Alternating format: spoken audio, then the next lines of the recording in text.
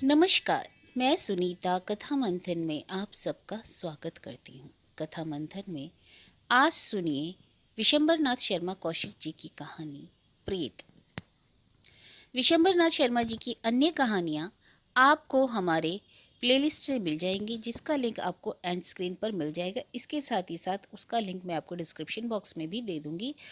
आप हमारे ब्लॉग में भी जाकर के चेक कर सकते हैं। इसके साथ ही साथ अन्य कहानियाँ, अन्य लेखकों की कहानियों का लिंक भी आपको हमारी प्लेलिस्ट से मिल जाएगा। आप वहाँ जाकर के चेक कर सकते हैं। तो चलिए शुरू करते हैं कहानी प्रेत। प्रताप अपनी माँ का इकलौता पुत्र था। रुक्मणी 22 वर्ष की वयस में विधवा हो गई थी। तब से उसका एकमात्र सहारा प्रताप ही था। विधवा होने के समय प्रताप की उम्र 1 वर्ष की थी। इस समय उसकी अवस्था 15 वर्ष के लगभग थी। रुक्मणी गरीब है। उसने बड़े धैर्य, संयम तथा कष्ट सहन करके प्रताप को पाला। 3-4 जगह रोटी बनाने की नौकरी करके वह अपना तथा अपने पुत्र का भरण पोषण करती थी। इधर 14 वर्ष का हो जाने पर प्रताप को भी एक कारखाने में नौकरी मिल गई। 1 वर्ष तक, जब तक वह काम सीखता रहा, उसे 10 रुपये मासिक मिलते थे, परंतु 1 साल बाद उसका वेतन 15 रुपये मासिक हो गया। एक दिन प्रताप ने अपनी माता से कहा, अम्मा, अब तुम रोटी करना छोड़ दो। क्यों बेटा? रुक्मणी ने पूछा।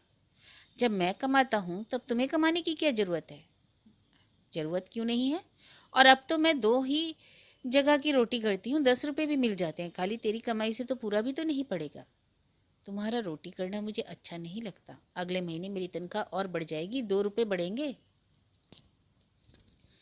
भगवान करे बेटा तनख्वाह खूब बढ़े, परंतु बेटा अगर 8-10 रुपये मैं भी कमाती हूँ तो कौन बुरी बात है। कल को तेरा ब्याह होगा तो बहू के लिए कपड़ा गहना भी तो बनवाना होगा। उसके लिए अभी से तैयारी ना करूंगी तो उस समय कहाँ से आ जावेगा।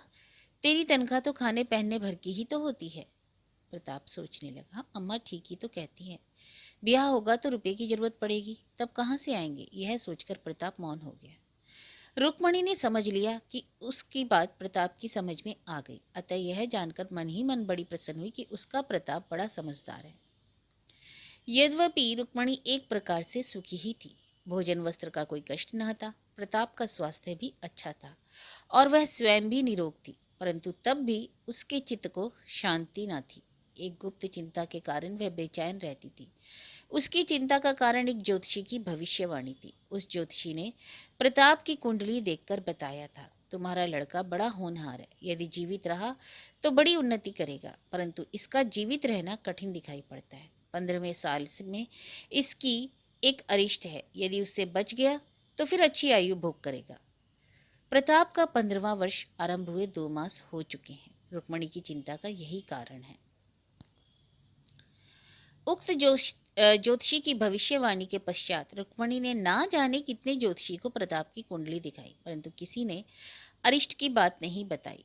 जब वह स्वयं कहती कि एक पंडित ने ऐसा बताया है, तो अन्य ज्योतिषी कहते कि हाँ अरिष्ट तो है, पर कोई खटके की बात नहीं है। लड़का इस अरिष्ट से बच निकलेगा। यद्यपि ज्योतिषियों के इस कथन से रुक्मणी का आशा सूत्र कुछ दृढ़ हो गया था, तथापि उसे चिंता लगी ही रहती थी। उसने पंडितों के बताए हुए व्रत उपवास भी करने आरंभ कर दिए थे। स्नान करने के पश्चात वह नित्य 1 लोटा जल तपेश्वरी देवी को चढ़ाती थी और उनसे प्रताप के लिए प्रार्थना भी करती थी। प्रताप इन सब बातों से अनभिज्ञ था। एक दिन रात को जब दोनों माँ बेटे सोने के लिए लेटे तो प्रताप ने प्रश्न किया, अम्मा, तुमने कभी भूत देखा है? प्रताप के मुख से अकस्मात आज यह नया प्रश्न रुक्मणी के हृदय में मानो बिजली के करंट का धक्का लगा। उसने आज तक प्रताप से भूत प्रेत के संबंध में कभी कोई बात नहीं की थी।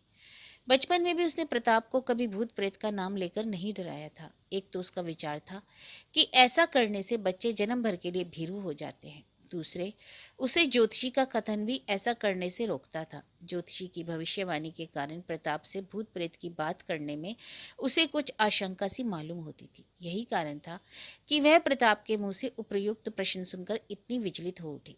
माता को मौन देखकर प्रताप बोला, अम्मा, तुम तो कहा करती थी कि भूत प्रेत कुछ नहीं होता, यह केवल बच्चों को डराने के लिए कह दिया जाता है। हाँ, सो तो ठीक बात है, रुक्मणी बोली।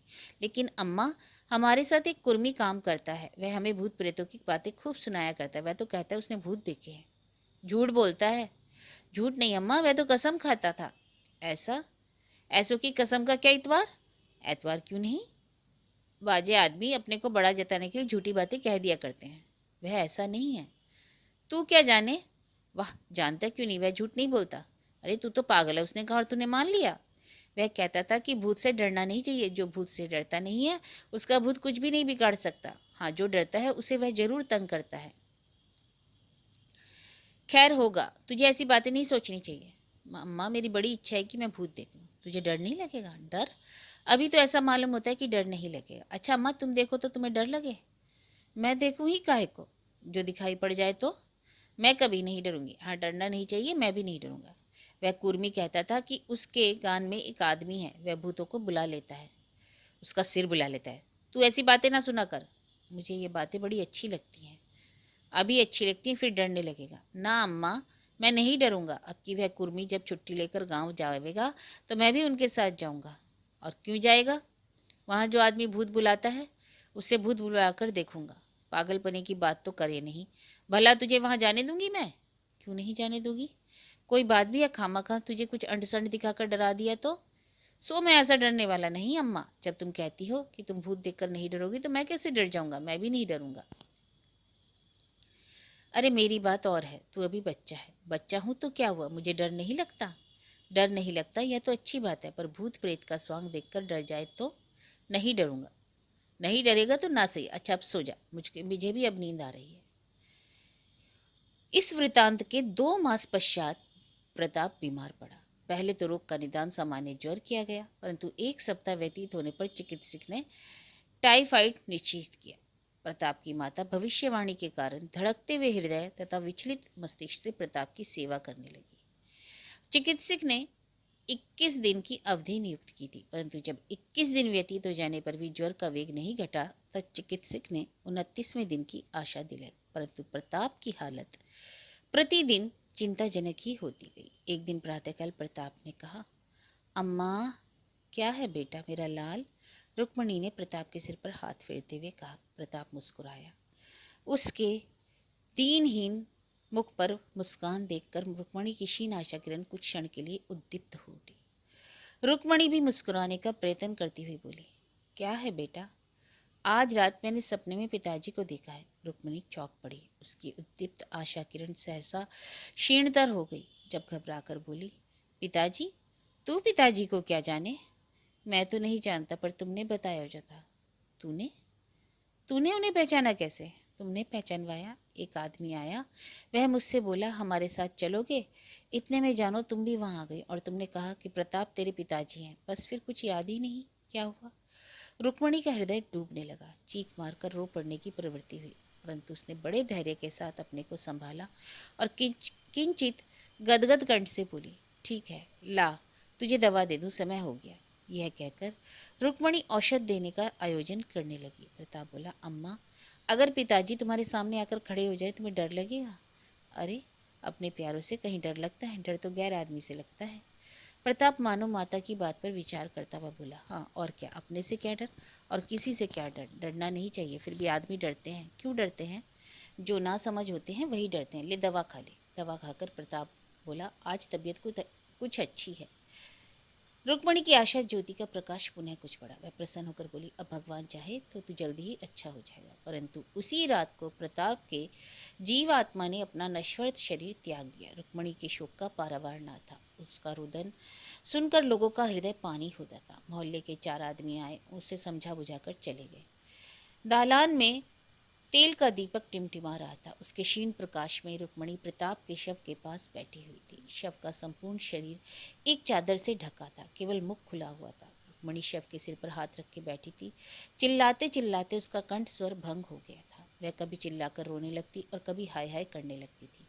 सहसा दालान के एक कोने में, जहाँ दीपक का न्यूनतम प्रकाश था, हल्के नीले रंग का एक ज्योति मंडल उज्ज्वलित हुआ। पहले उसकी ज्योति बहुत क्षीण थी, परंतु क्रमशः वह बढ़ने लगी और साथ ही साथ मंडल का आकार भी बढ़ने लगा। रुक्मणी रोना चिल्लाना भूलकर मंत्रमुग्ध की भांति इस प्रकाश मंडल को देखने लगी। मंडल कुछ क्षण तक बढ़ने के पश्चात मनुष्य के रूप में बदल गया। अब रुक्मणी ने स्पष्ट देखा कि प्रताप खड़ा है। रुक्मणी के रोए खड़े हो गए। सहसा प्रताप बोला, अम्मा, अम्मा तुम क्यों इतना रो रही हो? मैं कहीं गया थोड़ी हूँ, मैं तो तुम्हारे ही पास हूँ।